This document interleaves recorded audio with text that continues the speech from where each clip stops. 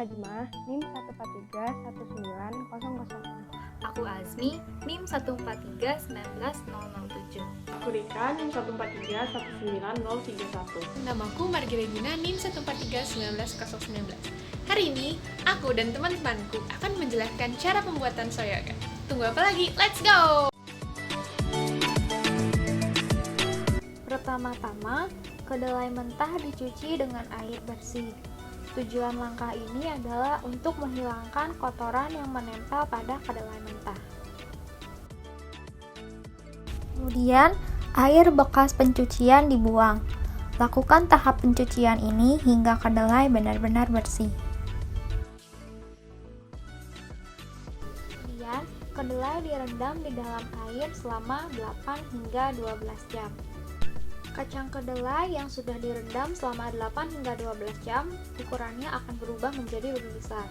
Selain itu, kulit ari yang menempel pada kacang kedelai juga akan terlepas.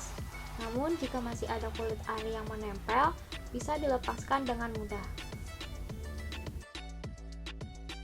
Kemudian, air bekas rendaman dibuang. Kulit ari akan ikut mengalir dengan air.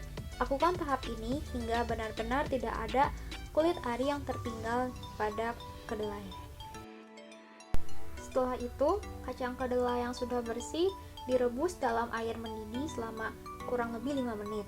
Tahap ini bertujuan untuk menghilangkan bau langu pada kacang kedelai.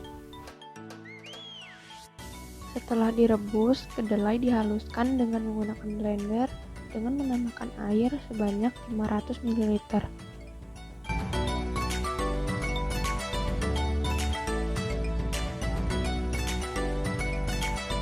Selanjutnya, kedelai disaring menggunakan kain bersih. Setelah pemerasan pertama, ampas kedelai dipisahkan dan ditambahkan 500 ml air, kemudian disaring kembali. Proses ini diulangi sampai didapat 2 liter susu kedelai. Kemudian, susu kedelai dipanaskan hingga temperatur 80-90 derajat Celcius setelah sebelumnya ditambahkan gula pasir. Susu kedelai telah siap dikonsumsi atau diolah kembali. Apabila disimpan di dalam kulkas, susu dapat bertahan 2-3 hari. Sedangkan pada suhu ruang hanya dapat bertahan kurang dari 1 hari. Pembuatan soy yogurt.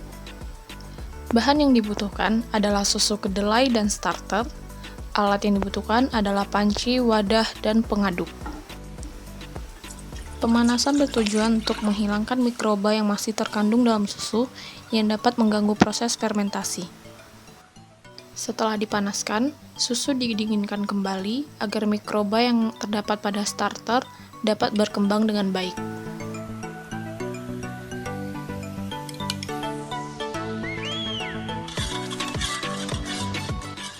Wadah kedap udara digunakan untuk memastikan tidak terjadi kontaminasi dengan mikroba yang berasal dari udara.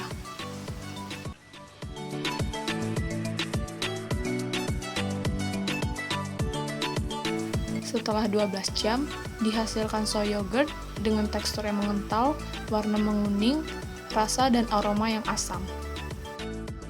Nah, setelah tadi udah bahas bagaimana cara pembuatan soy yogurt, sekarang kami akan membahas bagaimana perubahan-perubahan yang terjadi pada proses fermentasi kacang kedelai.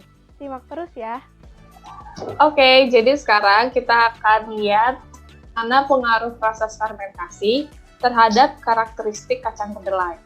Yang pertama, itu ada perubahan aroma dan rasa. Aroma pada soy yogurt berubah dari langu menjadi asam karena adanya bakteri asam laktat, asetaldehid, diasetil, dan asam asetat. Rasa yang dihasilkan juga asam karena keberadaan bakteri asam laktat hasil dari fermentasi. Kemudian ada perubahan reologi.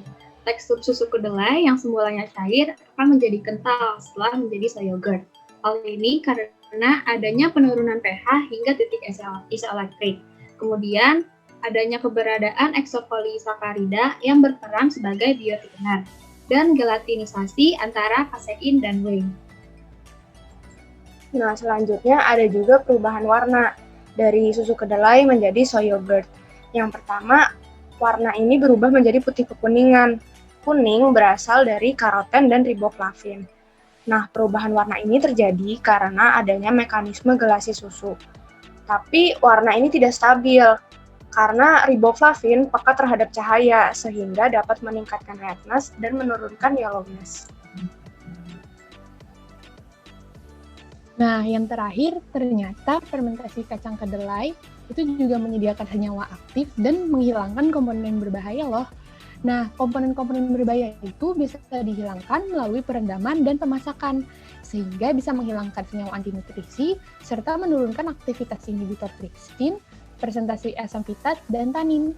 Nah, ternyata ada juga nih fungsi lain dari bakteri asam laktat, yaitu melawan infeksi, mikroba patogen dalam tubuh, serta terbentuknya bioaktif peptida yang melakukan beberapa aktivitas biologis dalam tubuh.